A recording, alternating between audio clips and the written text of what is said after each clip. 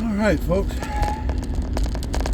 It is your friendly neighborhood old soldier coming at you on this cold morning here in Robeson County, North Carolina. You hear in the background, that's little dude. We had him last night. I wanted to pick up his mama right now because she's got to go to the doctor and I got to take her. Anyway, it's for you, Brother Kyle. But, away we go. So, what do we want to talk about today? Where to start, where to begin?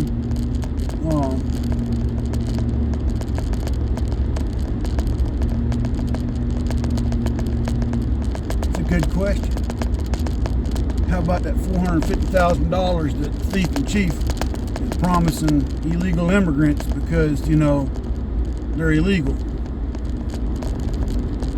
Using under the guise that these so-called families were separated from their children.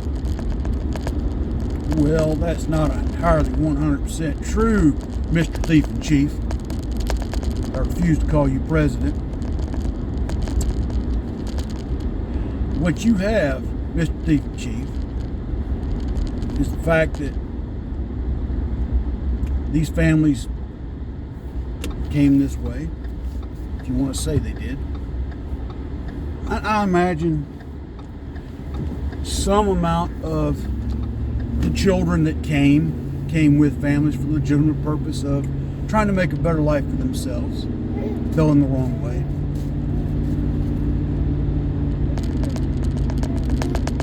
But how many of them were being trafficked, Mr. Thief in Chief? You know, something that the last president, whether you hate him, whether you like him, I don't care. At least he was making an attempt to stop the trafficking of children and the sex trade. But now you, Mr. Thief in Chief, and that cackling whore hen of yours, Kamala, want to give $450,000 to all these families that supposedly got separated from their children. If you're going to do that, we need to go all the way back to the 1830s. Old soldier, what are you talking about? 1830s? Well, there was a president. I got to go back and refresh my history on the timeline, per se. But there was a president back way then that's by the name of Andrew Jackson. Andrew Jackson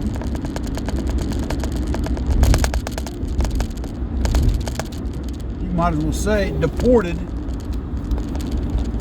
whole lot of Native Americans out to the Oklahoma territories. Yep, he sure enough did.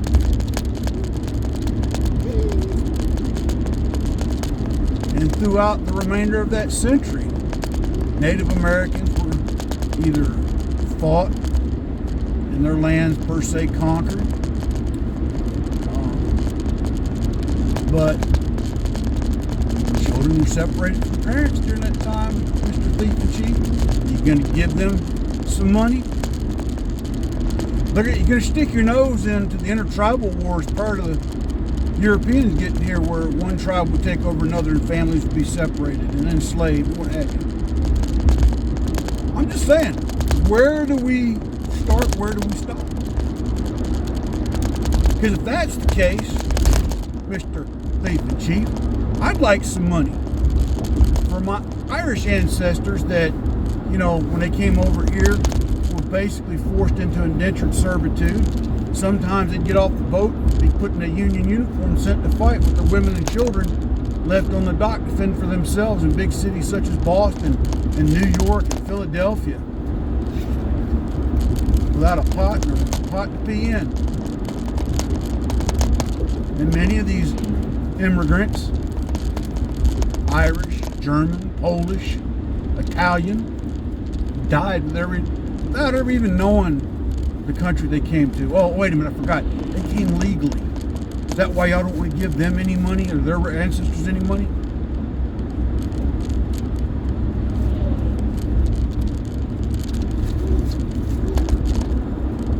Now, we move on to the next point to talk about. The fact that the thief in chief, everybody's afraid to tell him when he's wrong. I guess they're afraid that, he might go on a Viagra rant or something, I don't know. But the fact that,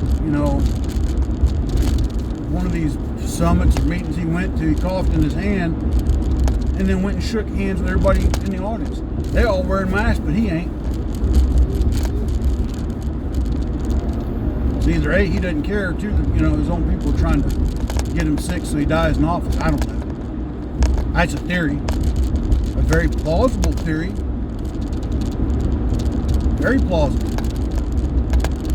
Because there's rumors floating around that now the party, because it's divided, would rather see the Jezebel in office as opposed to the decrepit degenerate known as the thief in chief, Joe Biden. So,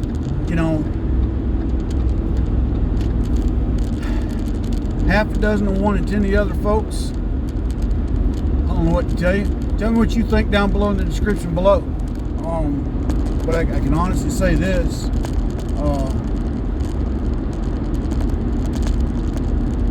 The current commander-in-chief is a thief. He's got a Captain Whore Jezebel for his vice president.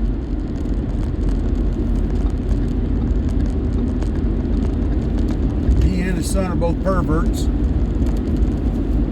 The bright news is what happened in Virginia here recently with their elections. The fact that, and I still love it how, what's her name, Joy Reid, among others, still calling that election racist, but yet they elected the first female and black lieutenant governor in Virginia, and she's a Republican. And then their attorney general is Hispanic. But yet the election in Virginia was white supremacy. Joy Reid, get a grip on reality, lady. You and your butt ugly friend Whoopi. Oh yeah, and let's not forget Rachel Maddow. Lady, it looks like she's angry all the time for whatever reason. That lady needs some psychiatric help. She looks like she's got a corn cob stuck up her rump so far that she's always irritated, even on a happy day. But if Mr. Trump runs for president this next go round and wins, if we even get to that election, it'll be funny to see her, because I think this time her head would completely explode into a million pieces on live TV. That'd be just worth watching. But anyway,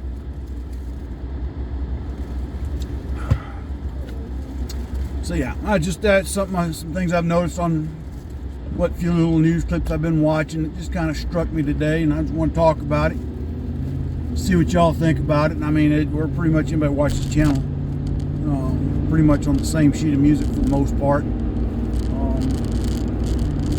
But yeah. So yeah, but again, like I said, the whole thing in Virginia was, honestly, if you think about it, the deal in Virginia, in a sense, even though the numbers, the governor race, looking at the numbers that were projected and put out there, he won by a small margin per se, but he still won. That's the key thing.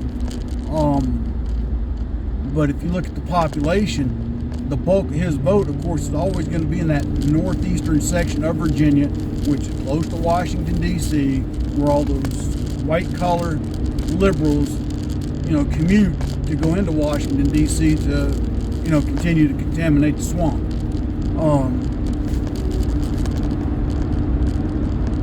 And so that's the blue part of Virginia.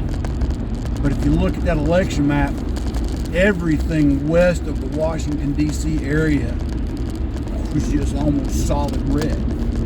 Again, I don't espouse to be a Republican anymore. I espouse to be a a patriot and a conservative.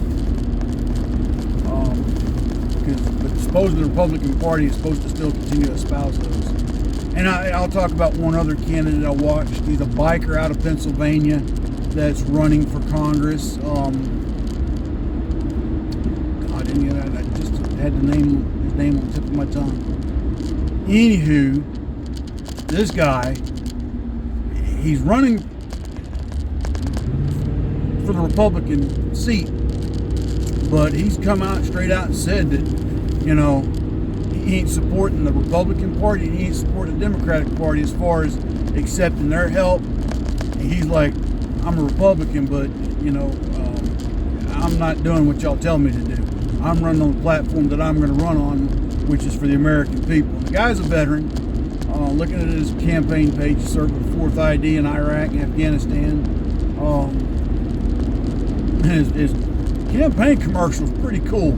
Got to go check it out. I'll see if I can remember to post a link when I upload this down in the description below for y'all to go check this guy out. But he's something else. I'll find it and put it in there for y'all to look at. We need more candidates like him. But again, that's if we get to the next election. I'm still on,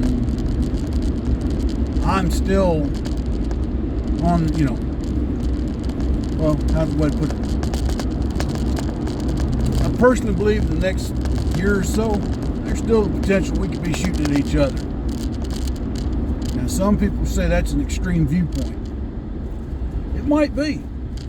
But giving the prevailing attitudes of the far left and the far right, and those that are stoking the fires, not to mention the fact that now you've got, and again, I'll use Virginia as an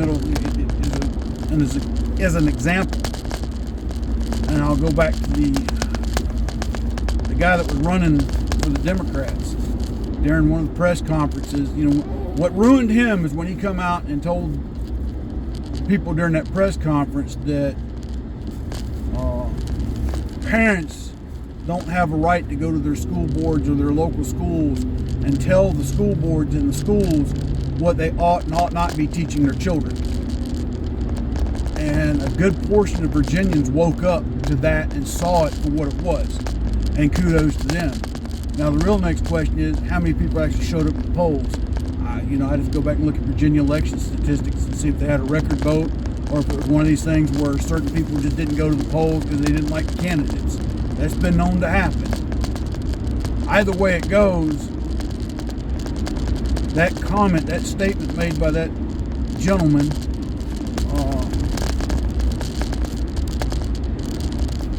didn't help him any. And then the fact that, the thief in chief showed up and threw some support to Governor Norton, the outgoing governor, the one that they showed the photograph after the last election wearing blackface and still wondering why Virginians elected him and all that horse mess. Okay. So, anyway, folks, one more time there for you, Brother Kyle. I've got to get back into the swing of some things, like I said. But everybody stay safe, stay vigilant, stay armed, keep your eyes open, your ear to the ground, keep your head on a swivel.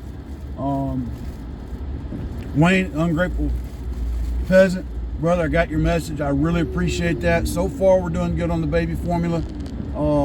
We stocked up on enough, but push come to shove, if it gets that bad here, I'll get up with you and let you know. But I really appreciate that offer.